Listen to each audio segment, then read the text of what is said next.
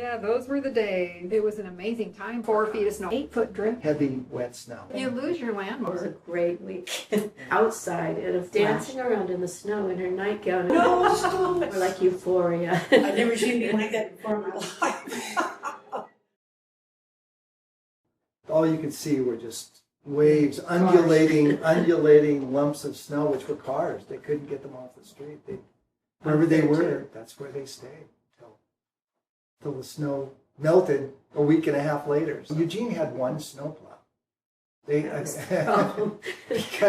it was just the city didn't want to spend something on maintenance money on something that they would never use, and it was just a convolution of strange weather patterns that stuck this stuff right over the top of Eugene and just stayed here for 3 or 4 days. First day, It was a big deal. second day, thought it was kind of nice. Third day, wow, this is incredible. Fourth day, what's going on? Are we in some sort of a strange outer limits? And then it just started accumulating. After a while, I think people got a little snow happy and they were hoping it would end sometime.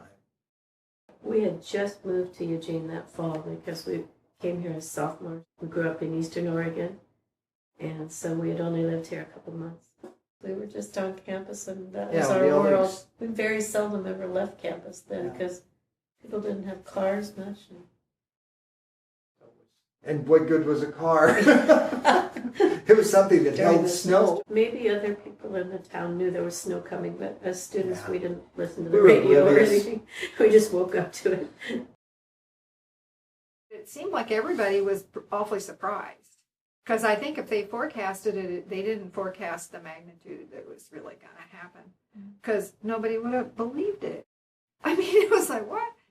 We had a 15-year-old Buick, and in those days, they made it powerful. It had a big motor, ugly thing. Oh. And my husband and I went to the old Highway down in downtown Eugene, which was a ways from our home in Springfield. So we go into the movies, and we come out afterwards, and there's like 1.5 feet of snow on the ground, and it's coming down like crazy.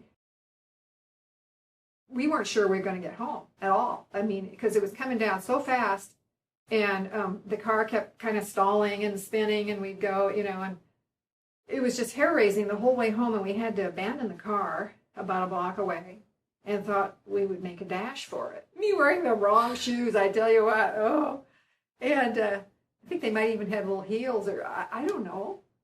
Just not the right thing at all. I remember that. I drove to work that day, and people had tried to do it and couldn't do it.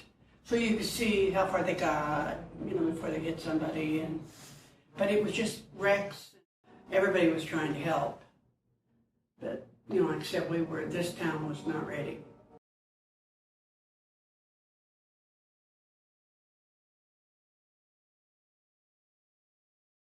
It was over 1 meter of snow. U of O never, ever closes down school.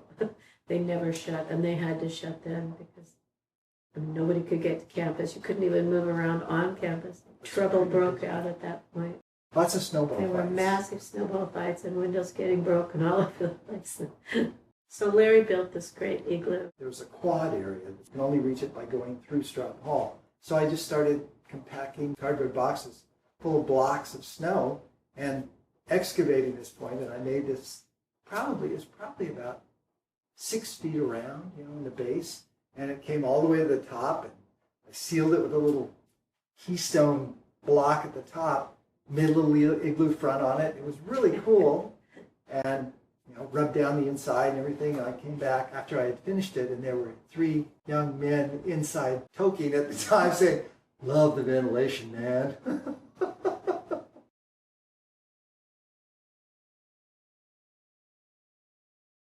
When things like this happen, the rules change, right? I was up on the roof shoveling. I'd hear the phone ring. The phone was right on the inside of the patio doors, and our patio had an 8-foot drift on it. So then I thought, oh, hey, I can answer the phone. So I just jumped right off the roof, landed on top of the drift, slid down the side, took 2 steps, and opened the patio door and grabbed the phone. The kids were, they were so excited. They wanted me to take them up on the roof. I said, no. They were crazy kids. So Mom went to work, and then I'm the oldest of 4 kids, and so we were total terrorists while she was gone. We were talking today, and I was like, oh yeah, we got up on the roof and we were jumping off in the snow, and she's like, what? I don't really remember any adults in the equation at all. I'm sure we spent the whole day, freezing to death and then going in the house and warming up. I think we made snowmen, made snow angels. It's, whatever snowy thing you can think of, and then finding ways to do sliding, because you don't have sleds here. And what we do is You put socks on your socks on hands. our hands, and then if you could find bread bags, you'd fight over the bread bags, and you'd try Put them and on their feet. rubber band those to you, and then you'd go out until you're frozen, and then you'd come in and thaw out and find more stuff to bundle up with. And go Yeah, back you get home outside. from work and there's just mud and water. It was fun.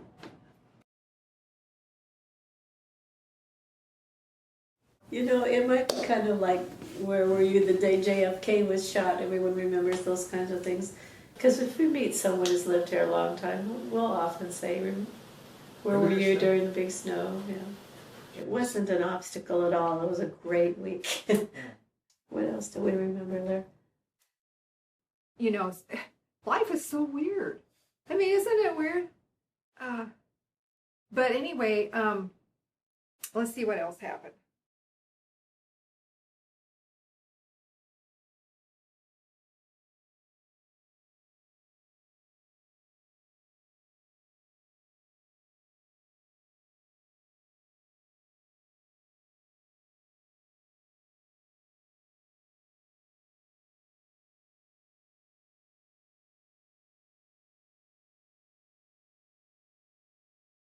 We were in love. We didn't know anything. I was up on the roof shoveling, and because that was kind of first priority, we figured. And so anyway, I neglected my son, and he did a number in his snowsuit. I have to tell that. Yeah, you come home and there's your pictures that you just love up on the walls with little drops of milk all over the walls, the room. Yeah, we weren't the best of kids.